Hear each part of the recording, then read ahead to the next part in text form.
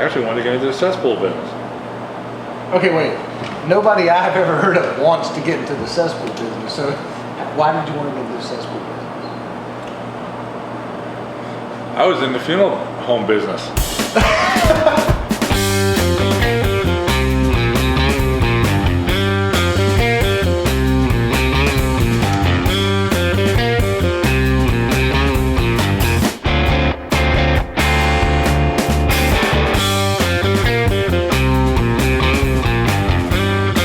Week 3 here at Cork Caps and Taps, and we're kind of hitting our groove, I think, Mark, and we're figuring out how to do this thing. And remember, we're at 626 West 4th Street, so you can come down and talk to Mark yourself. And today, Mark, what kind of wine are we drinking, man? We're going to be trying some Riesling from Shelton Vineyards out of the Yadkin Valley. Local boys. So when you do screw the corkscrew in, don't screw it all the way down until it hits the base. You want to screw it in until you have about one thread left.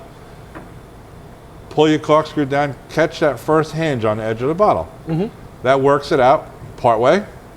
Take it to the second hinge, pulls it out the rest of the way without bending the cork, which a lot of bottles that you've aged for a while, it'll actually snap off right there because it'll become dry. Yeah. So, I mean, that way you didn't create that to happen. Excellent. Here. Okay, this stuff comes out of Dobson, which is up. I lived right outside of Pilot Mountain, between Pilot Mountain and Mount Airy when I was in high school. So I know the territory up there. We used to raise tobacco up there, and it is interesting agriculture up there. You know, there's a lot of challenges, not just topography and geography, but in the soil conditions themselves. Absolutely. Yeah. I mean, the soil conditions are pretty much, the way it is in the Yadkin Valley. Yeah. If you get over to on the west side of 77, you start getting into a little bit of the mountain soil.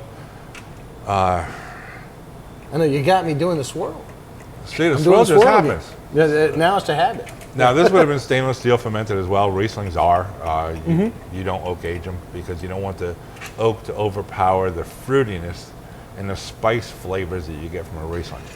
I mean, people just think that Riesling, it's in their head. Well, they've heard a lot. It's like that thing where it's like you taste a Riesling, you think it's going to be sweet. It's not. People look at this blue bottle.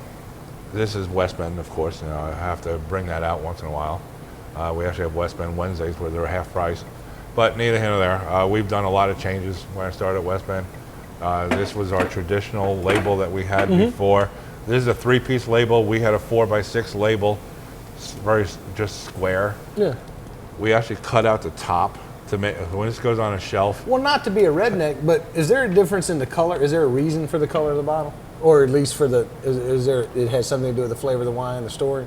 Who goes to the store and does their shopping? Do you do it? My wife Carissa does it? Okay. Carissa does it. Yes. Hold on. Now look, blue. It's a pretty blue. It's a nice color. She's gonna think, let me put some flowers in it. Let me put a candle in it. She's gonna buy it for the color of the bottle. People that go into the store today, they are not buying it because they know the wine. They know it. They're buying it because they don't know the label and the color of the bottle and coordinating your. Look how coordinated that capsule, black capsule with the gold lettering, gold stripes, coordinates. Cream with the cream label. So it's a marketing issue. It's a marketing. It's a marketing tool. People look at a blue bottle, they're like, "Wow, that has to be sweet." No, it's not sweet. It's a marketing tool. Yeah. And so, what are we looking for here when we switch the Shelton? Smell the spice. You smell a lot of flowers. You really do. So you smell roses. Yeah, it's almost hibiscus and roses, and it's because we have a lot of flowers around, marigolds and things around our house to keep the honeysuckle. Yeah, we have a small garden and it keeps the deer away. They don't like the marigolds and the honeysuckle and stuff. And when you taste it, it just has this wonderful flavor of honey. Ripe pear. And with this, what would you eat food with this? I mean, is this something that goes with food? Because it's almost sweet to me, like it would be almost like a dessert wine. Well, I wouldn't classify it as a dessert wine. It just goes with a different dish. Gotcha. Actually, when you find some sweeter wines, it's actually good with a spicier food. Cajun, Oriental. You put this with a nice Thai dish with curry. That's a perfect wine to have with Riesling. I mean, you go to most Oriental restaurants, you will find Rieslings. Or like a jambalaya or a gumbo. Because Yeah, once a year at our house we have a big gumbo party, and we just really I like it as hot as you can get it. once in a rare while, even an experienced winemaker will be like, wow, what a perfect pairing that was. Because it just really hits it. And don't be afraid to open up a bunch of bottles and try pairing that perfect wine with. You don't have to go broke. You can find decent wines out there for $10. Now this is a Riesling, so it's aged in stainless steel. Yes, it is. How do the spices and the other flavors get in it? That came from the grape itself. I mean, it's a German grape. It's a French vinifera. It's a vinifera varietal, and it's just the flavor profiles that they come out with, and it's actually.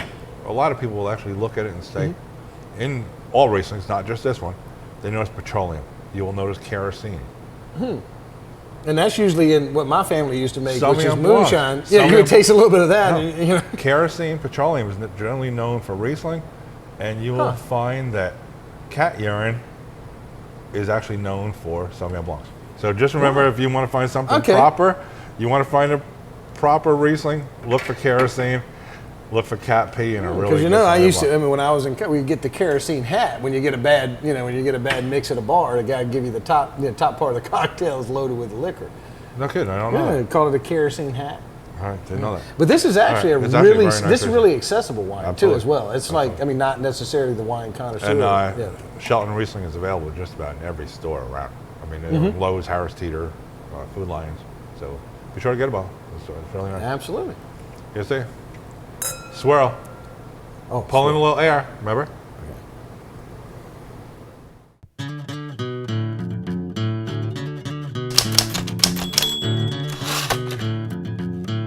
I think one of the things that people really like about the way that we deliver news and information is it feels like a friend is telling you something. One of the goals of CCD has been to create something that had a feel like it was an old hometown newspaper, that when you picked it up, you knew exactly what was going on in the community down to the street level, talking about people in the community and events and things, and stuff that's happening in your own backyard.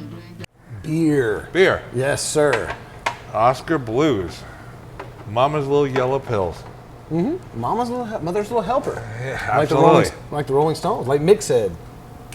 As a matter of fact, I didn't even realize that this was actually. It's a very funny beer. It actually catches everybody's opinion. How can you go wrong with this? Yeah, I love the package. Well, we were talking about marketing before, and I love what they've done. Yeah. And one of the things, the misnomers is, and I know the idea of a lot of guys who drink, or folks who drink beer and really into it, is that cans are bad. Because back in the day, even when you drink Budweiser, you get like a little aluminum taste. But now, I'm noticing a lot of these craft beers are starting to package in cans again. Bottling in cans or packaging in cans is actually the best thing to do. Well, I know that they have a liner in them now. Yeah. So that the can, the taste of the aluminum doesn't get in it. And then on the other, it also keeps it away from all the UV rays, period. There's nothing getting in there. Yeah. And if you notice, look at the other bottles that I brought here. You have that much airspace in every bottle. Do you know how much airspace you have in there? Zero. Yeah. There's zero airspace, zero oxygen. It's just crank down the top and you got a full can. Does that affect the freshness of it? No, it's absolutely better. I Yeah. mean, when you get keg beer, it's in stainless steel. They coat the inside of the aluminum cans, and so it'd be the same thing as if it was in a stainless steel. Like you got a growler. Yeah, It's like a growler in a can. That might be the best way to It actually tastes package fresher now in a can than what it does in a bottle. Well, now this beer, we've been drinking some ales and some other. They've been heavier, but this is a light beer. This is an amber color. Yeah. Hey, let me get this one. That's a tap handle. This is one of the tap handles. We do have 24 beers on tap, so that's just the tap handles are all different. It draws your attention to the bar when you look at all the different tap handles. Some are really weird. I mean, actually, there's some that actually are a telephone. Well, one of my favorite parts actually about cork caps and taps, to kind of. Can I have some of this, please? Absolutely, go ahead and drink some beer. But one of my favorite parts of it is that you have everything on draft for $5 a pint. Absolutely. Period. Yep. No matter what it is. No, it doesn't matter. It's a flat thing. And so let's go back to the Mama's Little Yellow Pills. Yeah, now we're drinking a Pilsner, which is the first Pilsner we've drank on the show. Yeah, I mean, again, as I mentioned, I think the first show, I mentioned about ale being able to be bottled in 7 to 10 days. I mean, as far as being kegged and out on the market. A Pilsner or a lager actually takes 30 days before it can go into a keg and gets put out. Now, what's the difference in that? When you have an ale, you use ale yeast. Ale yeast actually ferments on the top. It's a top fermenter. that was when you add yeast, it actually ferments from the top and keeps stirring up and making your alcohol. On a Pilsner or a lager, you actually add a bottom fermenter yeast and it settles to the bottom and it ferments from the bottom, and you have it at very cold temperatures, making it go very slow. Slow, completing it, making it more round.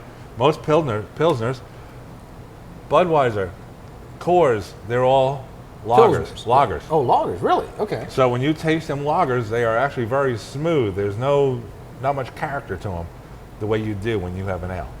Ales have more characters to them. Okay. So let's try So it. do you Tell find me what you think. do you find this a smoother beer? Yes, you do. I mean, this you can drink anytime. I mean, I'm trying to think what that was. A meal without beer is called breakfast. Absolutely. And then Pilsners actually go with just about everything from steak to burgers to hot dogs to, you know. Yeah. All right, man. So other than that, it's a very nice. Bottoms easy up. drink beer. And they're out of Brevard. Again, up near the North Tennessee Carolina, border. Up near the Tennessee border. Yeah, right on, man. Every now and then something good comes out of Tennessee.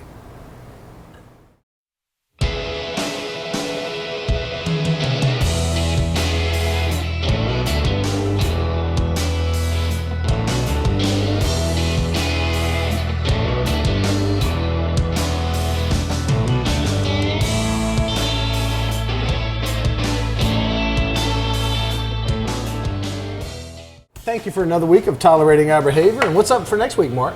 You know, it's amazing. It's been our third week already, and it's just been rolling along. It's just been a lot of fun. I'm glad we started this. I'm learning a lot, you know, because I've always known how to drink, but I've never known about what I was drinking. So it's nice. I mean, I really hope that people will use their phones besides, social media, search a little bit, learn a little bit about the beer and wine process, because there's a lot to learn. And what wine are we drinking next week? We're going to be doing the Railing Category 5, and we are going to be doing a IPA from Triple C out of Charlotte, North Carolina. Excellent. So tune in next week, and remember at the CCD TV YouTube channel, you can subscribe right here and see Cork Caps and Taps every week. And don't forget to drop by at 626 West 4th Street, Cork Caps and Taps downtown. You can talk to Mark Terry yourself and learn a lot more than I ever could take in and remember. And so far, we've already hit the corks. We've pulled out corks on every bottle so far. Yeah. The other thing is that we got into the taps, as far as I've been working the every taps draft pretty hard. beer that we've been doing. And now with the Triple C, we're going to get into the caps because we're going to pop a bottle. Yeah, so come down, see Mark, have a beer, have some wine, and you might actually run into me in here if I'm not sleeping somewhere under the floor. But anyway, we'll be back next week here at Cork Caps and Taps.